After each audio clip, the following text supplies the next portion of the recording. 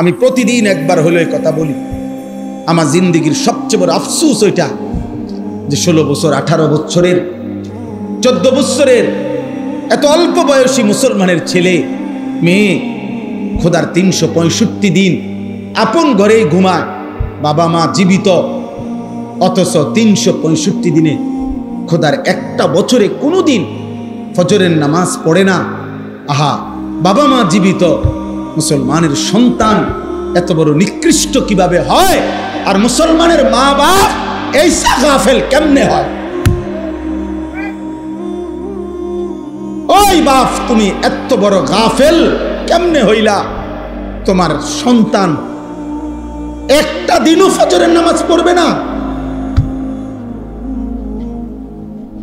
তুমি কেমন বাপ হইলা? আর এটা কেমন সন্তান? বলো না বাপ, বলো না সন্তান।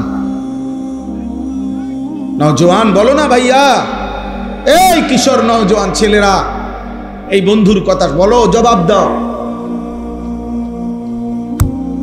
365 দিনে খোদার এক বছরে যে কোনো দিন 5 ওয়াক্ত নামাজ পড়লা না, তুমি মানুষের বাচ্চা?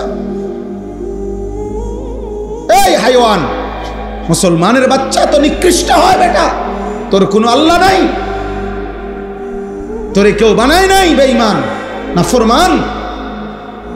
তোর কোনো সৃষ্টিকর্তা নাই, তোর কোনো নবী নাই, তোর জন্য কেউ 23 বছর কাঁদে নাই, তোর কোনো ধর্ম নাই বাপ, তোর কোনো কিতাব নাই।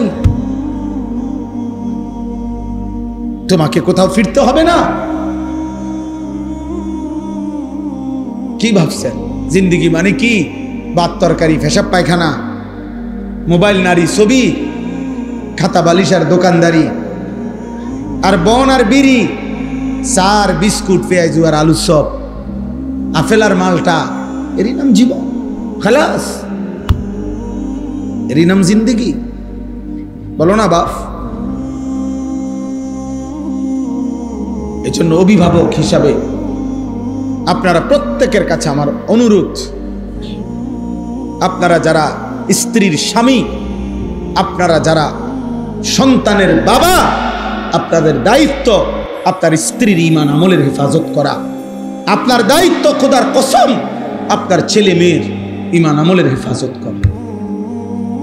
নবীজি সাল্লাল্লাহু আলাইহি ওয়াসাল্লাম বলেছেন, হাদিস, ইজা আইকাযার রাজুলু আহলাহু ওয়া সাল্লা বিহিম জামিআন কুতিবা ফি